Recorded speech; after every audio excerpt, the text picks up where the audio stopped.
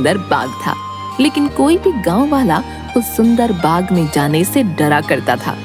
उनका मानना था कि अक्सर बाग के उस पार वाली गुफा के अंदर से किसी जिन्न की आवाजें आती हैं, जो आते जाते लोगों को आवाजें देता है, जिससे गांव वाले बहुत डरा करते थे। एक दिन गांव के दो युवक खेत पर आपस में बात करते हुए, अरे भाई, कल मैं उस बाग की तरफ गया था, वहाँ फिर से उस जिन की वही डरावनी आवाजें आ रही थी। अरे क्यों भाई, क्या करने गए थे तुम वहाँ? क्या तुम्हें पता नहीं बाग के पास वाली गुफा में जिन रहता है? अगर वो तुम्हें कहीं कुछ कर देता तो आइंदा फिर उस बाग की तरफ मत जाना। तभी वो वहाँ से बात करते हुए खेत से चले जाते हैं। अगले दिन गांव का एक लड़का रांझा, यार, इस गुफा में से आवाजें कौन देता होगा? मुझे इसके पीछे जरूर कोई राज नजर आता है। रांझा भैया, जो भी हो, लेकिन गलती से भी उस गुफा के अंदर मत जाना। लेकिन इस गुफा का रहस्य तो मैं जान कर रहूंगा। सब गांव वाले डर के साए में आखिर कब तक रहेंगे? उसके बाद शाम हो गई और रांझा और उसका दोस्त अपने अपने घर चले गए। अगले दिन सुबह सारे गांव में सन्नाटा था और रांझा के घर के बाहर उसकी लाश रखी हुई थी। सब रो रहे थे। शाम को बस ये बोल के घर से निकला था कि आज एक रहस्य से पर्दा उठाने जा रहा हूँ।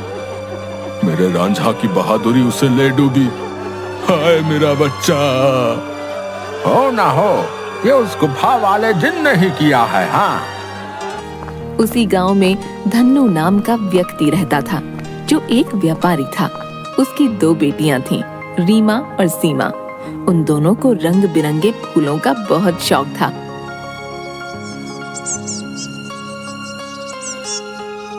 बहुत दिन हो गए हैं, चलो आज हम गांव के बाग में चलते हैं। न जाने क्यों हमें बाबूजी उस बाग में जाने से मना करते हैं। इस पूरे गांव में एक वही जगह है जहाँ कितने सुंदर सुंदर फूल होते हैं। हाँ सीमा, वो बाग सच में बहुत सुंदर है। उस बाग में बहुत सुंदर सुंदर फूल होते हैं, लेकिन बाबूजी हमें जाने नहीं देते। वो कहते हैं गांव के बाग के उस पार एक गुफा है जो बहुत ही भयानक है, हमारा जाना वहाँ सही नहीं होगा। लेकिन गांव के रांझा भाई की मौत के बाद तो गुफा और ज्यादा डरावनी लगने लगी है। अरे रीमा, ये सब झूठी बातें हैं, मुझे नहीं लगता वहाँ ऐसा कुछ है। और वैसे भी गांव वालों ने उस जिन्न को देखा नहीं, बस उसकी आवाज ही सुनी है। अगर सच में वहाँ कोई जिन्न होता तो क्या गांव वालों के सामने नहीं आता? हाँ, बोल तो सही रही हो सीमा, मुझे भी लगता है कि वहाँ कुछ नहीं है। चलो ठीक है, हम दोनों कल ही बाग में जाएंगे और हो सके तो क्या पता रांझा भाई की मौत का राज भी पता चल जाए। हाँ, कुछ नहीं है, वहाँ हम दोनों सुबह चलेंगे, तब तुम खुद ही देख लेना। लेकिन बाबूजी हमें नहीं जाने देंगे सीमा। कल बाबूजी सुबह किसी काम से शहर जाएंगे, उनके जाते ही हम दोनों बाग में जाएंगे। रीमा अपना सिर हिलाती हुई ठीक है। इसके बाद दोनों बहनें अपने कमरे में जाकर सो जाती हैं। अगली सुबह, देखो मेरी प्यारी बेटियों, मैं किसी काम से शहर जा रहा हूँ। तुम दोनों अपना ख्याल रखना और उस बाग में फूल तोड़ने मत जाना। वो जगह अच्छी नहीं है, कोई भी गांव वाला वहां नहीं जाता। पता है ना, रांझा भी वहीं जाने से मारा गया था। हम दोनों बहनें उस बाग में नहीं जाएंगी। इसके बाद धन्नू वहां से चला जाता है। उसके जाते ही दोनों बहनें उस बाग की तरफ जाने लगती हैं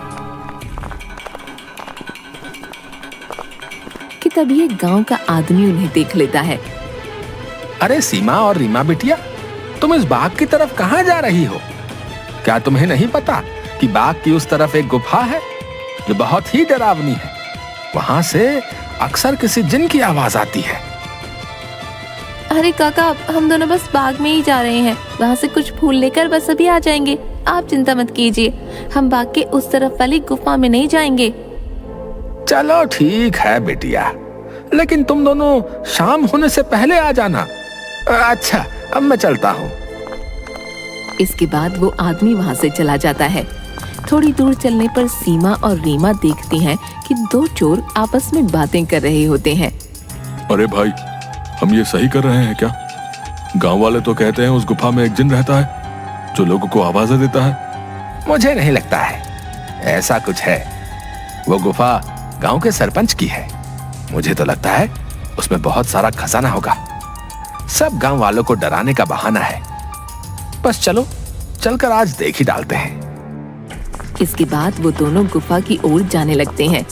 उन्हें गुफा की ओर जाता देख रीमा और सीमा भी उनके पीछे जाने लगती हैं कि तभी वो देखती हैं कि वो दोनों चोर गुफा के अंदर जाने ही वाले होते हैं कि वहाँ एक औरत आती है जो देखने में काफी भयानक होती है और उसके हाथ में एक टोकरी होती है जिसमें बहुत सारे रंग बिरंगे फल होते हैं।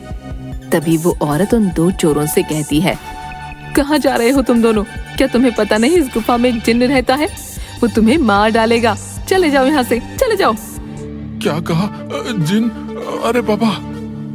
कि तभी उस जिन्न की आवाज आती है, कौन है वहाँ? क्या कोई मुझे सुन पा रहा है? अंदर आओ, निकालो मुझे यहाँ से। जिन्न की ऐसी डरावनी आवाज सुनकर वो दोनों डर जाते हैं। अरे भैया भागो, इस गुफा के अंदर तो सच में कोई जिन है, भागो यहाँ से। और वो दोनों वहाँ से भाग जाते हैं। मैंने तो पहले ही कहा था, यहाँ अब दोबारा मत आना, वो तुम्हें जिंदा नहीं छोड़ेगा। ये सब रीमा और सीमा देख रही थीं कि तभी वहाँ रीमा और सीमा के सामने वो औरत आ जाती है जो देखने में काफी भयानक होती है, जिसके हाथ में बहुत सारे रंग बिरंगे फल होते हैं। कहाँ जा रही हो तुम दोनों? सीमा और रीमा डरते हुए, हम तो बस ऐसे ही बाग घूमने आए थे काकी, लेकिन आप यहाँ क्या कर रही हैं? मैं तो यहीं रहती हूँ, यही बाग मेरा घर है। तुम दोनों यहाँ से जल्दी चली जाओ, वरना वो जिन तुम्हें छोड़ेगा नहीं। जाओ यहाँ से। क्या सच में बाग के उस पार वाली गुफा में कोई जिन्न है काकी? हाँ, और वो बहुत खतरनाक है। तुम दोनों यहाँ से जल्दी चली जाओ। इसके बाद वो औरत वहाँ से चली जाती है। मुझे बहुत डर लग रहा है, अब मैं इसके आगे नहीं जाऊंगी। मुझे लगता है वो औरत सच बोल रही है, वो जिन्न हमें मार डालेगा। मैं नहीं जाऊंगी उस गुफा में। ठीक है, तो मेरा यही इंतजार करना। मैं सच जानना चाहती हूँ, क्या वाकई वो आवाज जिन्न की है या नहीं? इसलिए मैं तो गुफा के अंदर जा रही हूँ। तुम यहाँ से कहीं मत जाना, मैं जल्दी आ जाऊंगी। इसके बाद रीमा अकेले ही आगे चलती है।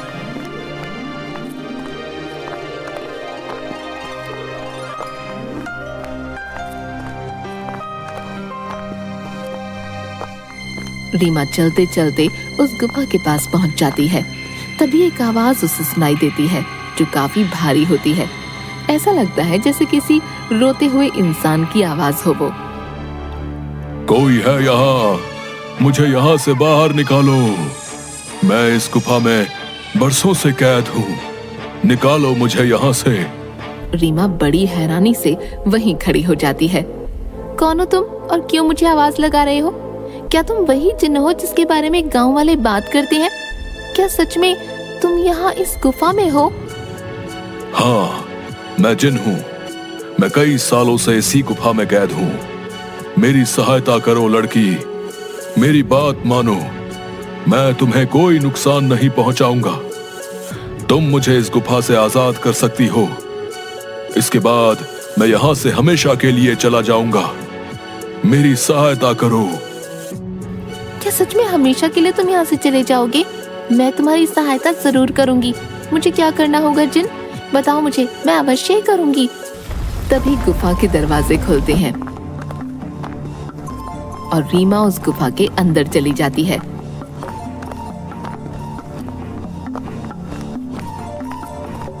जैसे ही वो अंदर जाती है, एक बहुत बड़ी अजीब से जानवर की परछाई उसे नजर आती है जो देखने में बहुत ही डरावनी होती है। आओ लड़की, तुम्हारा जिन की इस गुफा में स्वागत है। मैं कई सालों से गुफा के बाहर आते जाते लोगों को आवाजें लगाता हूँ। सब गांव वाले डर कर भाग जाते हैं। कोई भी गांव वाला इस गुफा में आने की हिम्मत नहीं कर पाता। लेकिन तुम बहुत ही बहादुर लड़की हो जो इस गुफा में अकेली चली आई हो। क्या तुम जिन्न हो? लेकिन तुम मुझे दिखाई क्यों नहीं दे रहे हो? क्या तुम किसी को दिखाई नहीं दे सकते हो? नहीं, मैं जिन नहीं हूँ लड़की। मैं उस जिन की परछाई हूँ।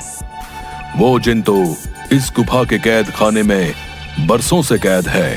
वो बाहर नहीं आ सकता है। मैं उसकी परछाई हूँ। परछाई? तुम मुझे ये बताओ कि वो जिन इस गुफा में कैद क्यों है? क्या जिन्न के इस गुफा में रिहा होने का कोई मार्ग नहीं है? मार्ग है लड़की, और तुम उस मार्ग तक पहुंच सकती हो। लेकिन इसके लिए तुम्हें इस गुफा के तहखाने में जिन के पास जाना होगा। वही जिन तुम्हें उसकी मुक्ति का राज बताएगा। जिसके बाद रीमा हाथ में जलती हुई एक आग की मशाल लेकर उस गुफा की ओर जाती है। जैसे ही रीमा तहखाने के अंदर जाती है तो उसे एक आग जलती हुई दिखाई देती है। वो जैसे ही उस आग के पास जाती है, हे जिन, मैं यहाँ तुम्हारी मदद करने आई हूँ, क्या तुम मुझे सुन सकते हो? उसे उस जिन्न की आवाज आती है। आओ बहादुर लड़की, मैं तुम्हारा ही इंतजार कर रहा हूँ। मैं जानता हूँ कि तुम ही मुझे इस गुफा से मुक्ति दिला सकती हो। तुम्हारा इस गुफा में स्वागत है लड़की। तुम बहुत ही बहादुर हो जो इस गुफा में आई हो। मेरा नाम जिनाद है। मैं यहाँ कई सालों से बंद हूँ। मेरे सामने आओ जिन्नात, मैं तुम्हें देखना चाहती हूँ। कि तभी अचानक से जिन्नात उसके सामने आता है, जो बहुत ही डरावना होता है। एक बहुत ही भयानक सा दिखने वाला, जिसके सिर पर एक लंबी चोटी होती है जो काफी बड़ा होता है। रीमा के सामने वो आता है। उसे देखकर रीमा थोड़ा डर जाती है। देखो, तुम डरो मत लड़की, मैं तुम्हें कुछ नहीं करूंगा। मैं जानता हूं कि तुम मेरी मदद करने आई हो, लेकिन मेरी मदद करना इतना भी आसान नहीं है। तुम एक बार और सोच सकती हो। क्या तुम वाकई मेरी मदद करना चाहती हो? लेकिन मैं तुम्हारी मदद कैसे कर सकती हूँ, और तुम यहाँ कैद कैसे हुए? बताता हूँ। बहुत साल पहले इस गुफा में एक औरत रहती थी। वो बहुत गरीब थी। वो गुफा के बाहर वाले बाग से फल तोड़ा करती थी और उन्हें ही खाया करती थी। एक दिन उसने बाग के सारे फल तोड़ लिए और यहां इस गुफा में लेकर आ गई। उन्हीं फलों के बीच एक रहस्यमयी फल भी था, जो बहुत ही चमकदार था और जिस पर मेरी नजर थी। वो फल मेरी उम्र 100 साल और बढ़ा सकता था, लेकिन मैं उस फल को तब तक नहीं छू सकता था जब तक कोई इंसान उस फल को उसके पेड़ से तोड़ ना ले। एक दिन वो औरत चमकदार फल को उसके पेड़ से तोड़कर इस गुफा में ले आई। जब मैंने देखा तो मैं उसके पीछे इसी गुफा में आ गया और मैंने उससे कहा कि हे औरत, तुम जो बाग से सबसे सुंदर और चमकदार फल तोड़कर लाई हो, वो मुझे दे दो। इसके बदले में तुम जो भी 2 इच्छाएं मांगोगी वो पूरी होंगी। ठीक है, मैं तुम्हें वो फल दे देती हूँ, लेकिन मेरी 2 इच्छा है। पहली ये कि तुम मुझे वरदान दो, आज से ये बाग मेरा होगा, और दूसरी ये कि तुम इस गुफा में ही कैद रहोगे, ताकि इस बाग में कोई भी तुम्हारे डर से ना आ सके, और हमेशा के लिए मैं ही इस बाग में राज करूं। वो औरत मुझे फल तो दे देती है। उस फल से मेरी उम्र तो 100 साल बढ़ गई, लेकिन उस औरत को दिए गए वरदान की वजह से मैं यहीं कैद हो गया। तब से ही मैं इस तहखाने में कैद हूँ। क्या अब से पहले किसी ने आपको यहाँ से बाहर निकालने की कोशिश नहीं की? इससे पहले गांव के एक लड़के ने मुझे बचाने की हिम्मत दिखाई थी, लेकिन जैसे ही वो लड़का उस चमत्कारी फल को लेकर गुफा में आ रहा था, तभी उस बूढ़ी औरत ने उसको मौत के घाट उतार दिया और सारे गांव में बात फैल गई कि मैंने उसको मारा है। हाँ, वो लड़का हमारे गांव का रांझा भैया थे। उसको उस बूढ़ी औरत ने मारा।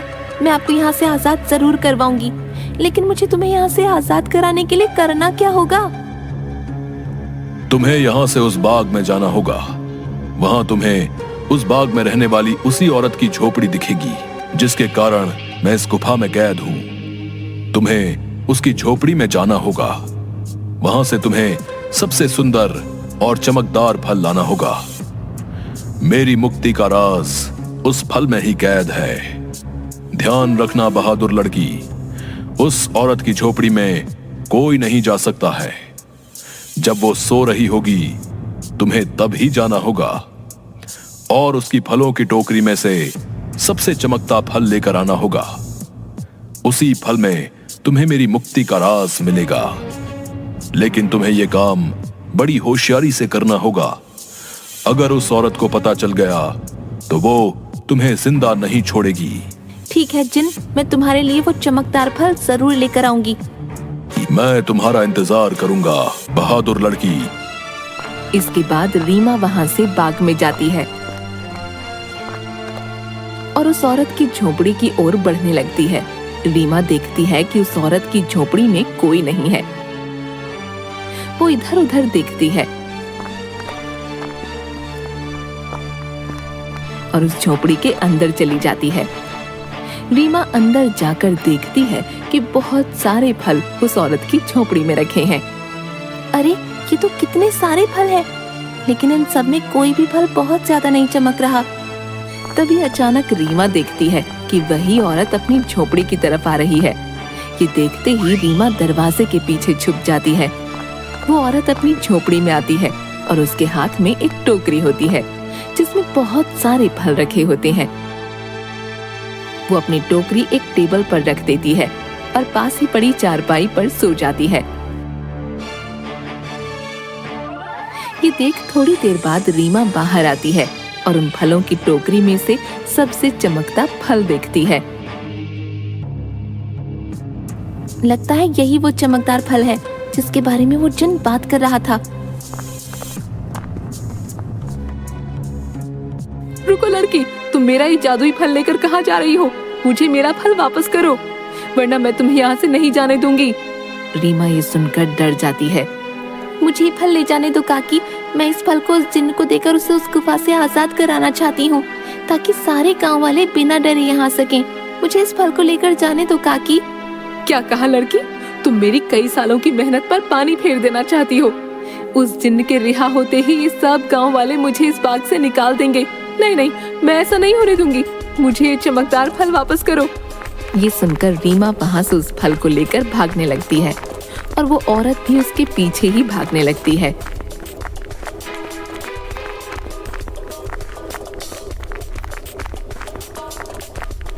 रीमा भागते भागते उस गुफा में पहुंच जाती है। जैसे ही वो गुफा में पहुंचती है, वो जादुई फल उसके हाथ से नीचे गिर जाता है, जिसके गिरते ही तोते में बदल जाता है। रीमा ये देखकर हैरान हो जाती है। तभी वो औरत वहां आ जाती है। ये तुमने क्या किया लड़की? इस जादुई फल को नीचे गिरा दिया और अब ये तोता तुम्हें उस जिन्न की आजादी का सबसे आखिरी रास्ता बताएगा। नहीं, मैं ऐसा नहीं होने दूंगी, मैं तुम्हें मार डालूंगी। वो औरत रीमा को जैसे ही अपने हाथों से मारने आगे बढ़ती है, वो औरत अचानक से आग में जलने लगती है, जिसे देख रीमा हैरान हो जाती है। तभी एक आवाज सुनाई देती है जो उस जिन्न की परछाई की होती है। डरो मत बहादुर लड़की, इस लालची औरत को इसके किए की सजा मिल चुकी है। अब तुम्हें अपनी मंजिल का आखिरी पड़ाव पार करना है, जिसमें ये तोता तुम्हारी मदद करेगा। तभी अचानक से वो तोता उड़ने लगता है और गुफा में उसी तरफ भागने लगता है जहाँ वो जिन्न कैद था। रीमा भी उसके पीछे पीछे चलने लगती है।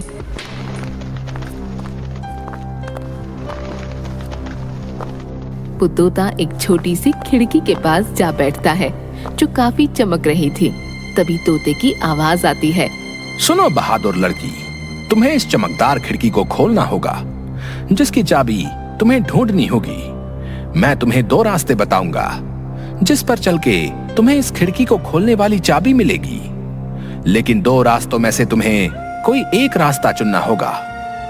पहला रास्ता एक गुलाब के फूल की तरफ जाता है, जो बाग की तरफ है। दूसरा रास्ता एक अंधेरे की तरफ है, जो इसी गुफा में उस तहखाने की तरफ जाता है जहां वो जिन कैद है।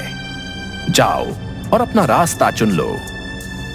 रीमा काफी देर सोचने के बाद, मैं गुफा वाला रास्ता ही चुनूंगी जो अंधेरे की तरफ जाता हो। जिसके बाद रीमा गुफा की ओर चलने लगती है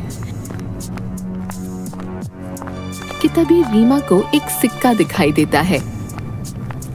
अरे ये इतना चमकता हुआ सिक्का यहाँ कैसे आया, और ये सिक्का इतना चमक क्यों रहा है?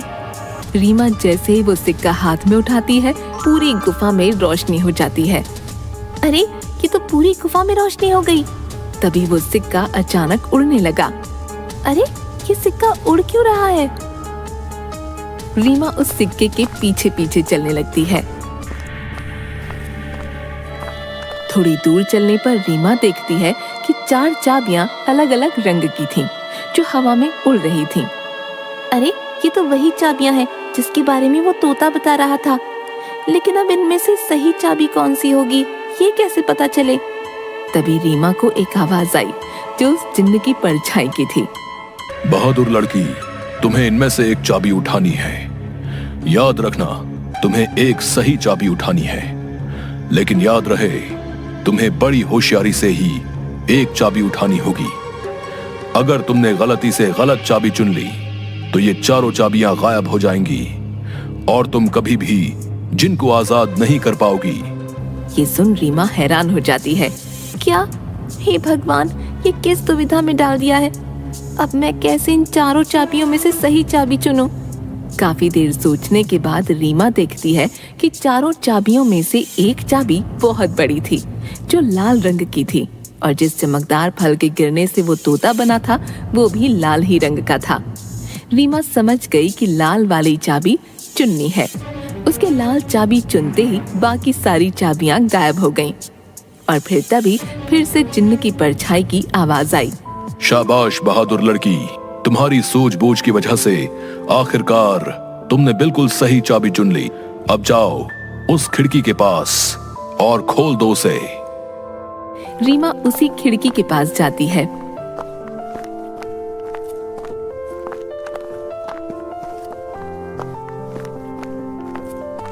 और देखती है कि अभी भी वो तोता उस खिड़की के पास ही बैठा था। ये देखो, मैं इस खिड़की की चाबी ले आई हूँ। तुम वाकई बहुत बहादुर हो लड़की।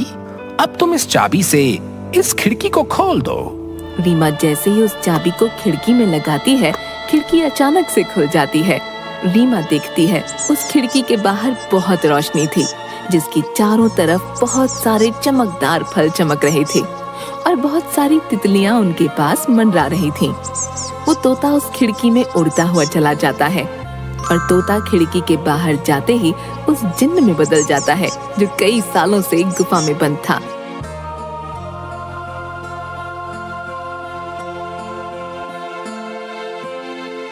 तुम्हारा बहुत बहुत धन्यवाद लड़की, तुमने मुझे इस गुफा से आजाद कर दिया। तुम एक निडर और साहसी लड़की हो। तुम जो भी मांगोगी मैं वो तुम्हें दूंगा। बोलो, क्या इच्छा है तुम्हारी? क्या सच में अब तुम आजाद हो गए हो? अब तुम इस गुफा में नहीं हो। अब सब गांव वाले यहाँ आ सकेंगे। मैं और मेरी बहन भी अब बाग में आ सकेंगे कभी भी। हाँ बहादुर लड़की, अब किसी को भी डरने की कोई जरूरत नहीं है। अब मैं इस गुफा से बाहर आ गया हूँ अपनी दुनिया में। अब मैं किसी को आवाजें नहीं दूंगा। तुम जब चाहो यहाँ आ सकती हो। तुम्हारी ही वजह से मैं आजाद हो पाया हूँ। तुम मुझसे जो भी मांगोगी मैं तुम्हें वही दूंगा। बोलो, क्या इच्छा है तुम्हारी? जिन, मैं कुछ नहीं मांगना चाहती हूँ, लेकिन अगर तुम सच में मेरी इच्छा पूरी करना चाहते हो तो गुफा के सामने वाले बाग से मुझे बहुत प्यार है। इसमें रंग बिरंगे फूल मुझे बहुत पसंद है। मैं चाहती हूँ कि ये बाग हमेशा ऐसे ही खिलखिलाता रहे, इसके फूल कभी न मुरझाएं। ठीक है बहादुर लड़की, तुम्हारी ये इच्छा जरूर पूरी करूंगा। अब ये बाग हमेशा यूं ही रहेगा, कभी भी मुरझाएगा नहीं। तुम अब जब भी इस बाग के फूलों को देखोगी तो ये हमेशा खिले रहेंगे। अच्छा, अब मैं हमेशा के लिए यहाँ से जा रहा हूँ। इसके बाद वो जिन्न गायब हो जाता है और खिड़की बंद हो जाती है। रीमा जब गुफा से बाहर निकलती है तो सब गांव वाले धन्नू और सीमा बाहर खड़े होते हैं। अरे मेरी बिटिया, आ गई तू वापस। उस जिन ने तुझे कुछ किया तो नहीं? आखिर क्यों गई थी तू उस गुफा के अंदर? अगर वो जिन तुझे मार डालता तो क्या करता मैं? दीदी, तुम ठीक तो हो ना? क्या सच में तुम्हें उस जिन्न ने कुछ नहीं किया? बाबूजी, मैं बिल्कुल ठीक हूँ। अब अंदर कोई जिन्न नहीं है। इस गुफा के अंदर जो जिन्न था अब वो हमेशा के लिए इस गुफा से चला गया है। अब आप सभी को डरने की कोई जरूरत नहीं है। अब कोई भी यहाँ आ सकता है। अरे क्या बोल रही हो रीमा बिटिया? आखिर कहाँ गया वो जिन? जो आते जाते लोगों को आवाजें दिया करता था। रीमा गांव वालों को सारी बात बताती है।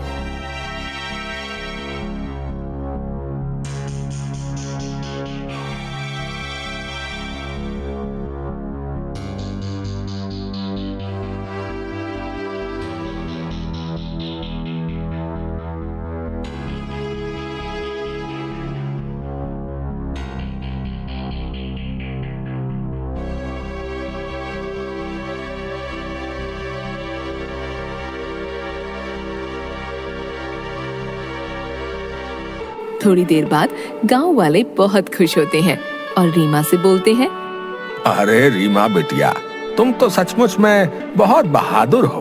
तुम्हारी वजह से ही अब वो जिन इस गुफा से आजाद हो गया है। अब हम गांव वालों को डरने की कोई जरूरत नहीं है और रांझा की मौत का रहस्य भी सब गांव वालों को पता चल गया। इसके बाद गांव वाले बिना डरे हंसी खुशी गांव में रहने लगते हैं।